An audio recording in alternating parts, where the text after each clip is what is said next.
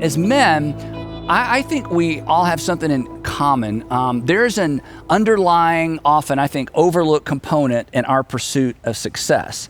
And to be clear, I don't think this is unique to men, but the successful women I know seem to have a way better handle on this than most of us do.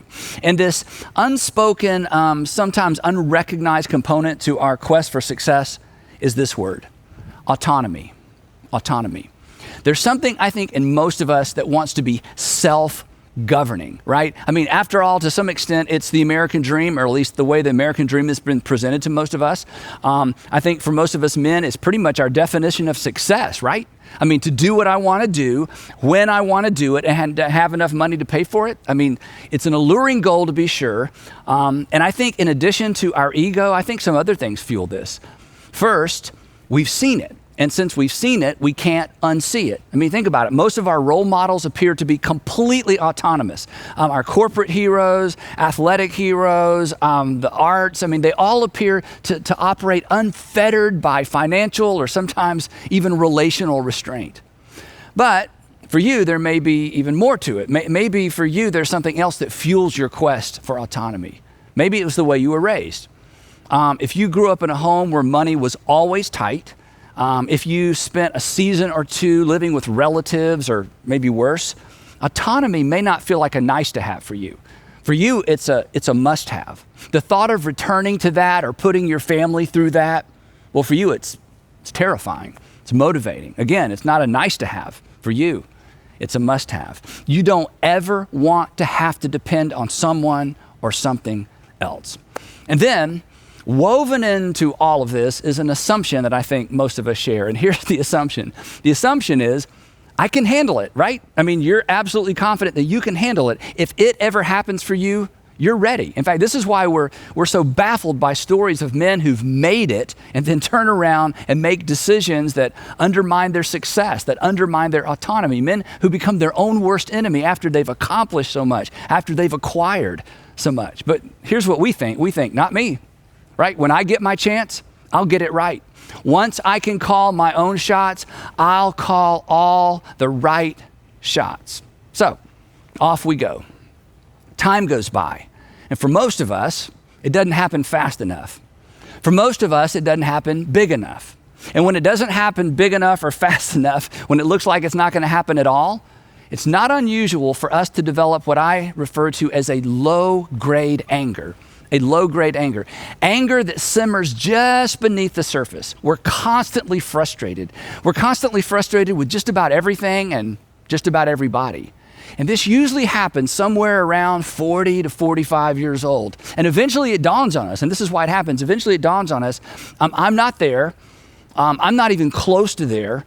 I'm not sure I'll ever get there. And in most cases, let's be honest, we've never even clearly defined where there even is. And on top of all that, since most of us aren't all that emotionally connected internally, we don't even recognize the source of this simmering frustration. Worse, we set our sights on the wrong source. Our disappointment with ourselves eventually spills out on the people who are closest to us. So let me just put this out there. Men, if you aren't happy with your wife, your kids, your car, or your career path, it may be because you aren't happy with you. And the only way to move past this constant sense of frustration is to recognize that. And here's why I feel I can say that with confidence. Because you married her, you raised them, you bought it, and you chose it. Guys, when we get confused about the source of our disappointment, our discontentment, our frustration, our anger, we get lost. And what do most of us do when we get lost? We drive faster, and we generally drive faster in the wrong direction. This is why I think Don Henley and his co-writers got this exactly right all those years ago when they penned these lyrics. He had a home, love of a girl, but men get lost sometimes as years unfurl. Isn't that true? One day he crossed some line he didn't know he'd crossed, and he was too much in this world, but I guess it doesn't matter anymore. In a New York minute, just like that, everything can change. In a New York minute, things can get pretty strange. You've seen it. Perhaps you've stood at the edge of it.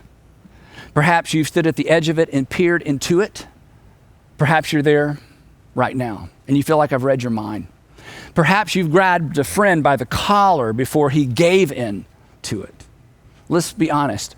There's a really fine line between free as you can possibly be and prison. There's a really fine line between as free as you can possibly be and addiction, a hole you can't climb out of on your own. The truth is, the quest for autonomy is dangerous. It's dangerous because it is an appetite that you can't fully or finally satisfy. It's a thirst that can't be quenched. And when you feed an appetite, what happens? It doesn't shrink. It grows. The more you get, the more you want. And nobody believes this, but it's true. Autonomy is power, right? That's why we want it.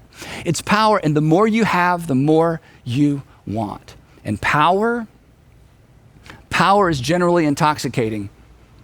And intoxicated people don't make good decisions. They don't listen. In fact, before long, they're surrounded by people who don't have anything helpful to say. Nobody with the courage to say no. Nobody with the courage to say, I think you need to rethink that. Nobody with the courage to say, I think you need to take a different approach. In the quest for autonomy, relationships become, you've seen this, you've been on the other side of this, in our quest for autonomy, relationships ultimately become a means to an end. Everybody is a potential customer. Everybody's a potential client. Everybody's a potential contact, right? Which leads to further isolation. And success just makes it worse. Before long, everybody around you is either getting a paycheck or they're related to you. And their honesty would be costly. So, when we accidentally or purposefully embrace this misguided approach to success and masculinity, at the end of the day, we're either frustrated because we aren't there or we're disappointed and isolated when we get there. Gentlemen, autonomy is a myth. It's a trap. It is an unworthy goal. Gentlemen, regardless of how old you are, regardless of what season of life you're in, regardless of how much life you had ahead of you, give people who don't work for you and who don't need anything from you access to you. And here's why. You were not created for autonomy. You were not created for autonomy. It is a myth. It's a trap. It's an unworthy goal. It will leave you isolated and vulnerable. You may not lose your crown. You may not lose your crowning achievement. You may not lose the tangible rewards of success, but you may lose your soul. You may lose your legacy. You may lose your family. You were not created for autonomy. You were created for community. Hey, thanks so much for watching. If you enjoyed this video, please make sure you check out the links on your screen for what to watch next, and check out the description below, where we are going to provide you with free resources designed to help you make better decisions and live with fewer regrets. And again, thanks for watching.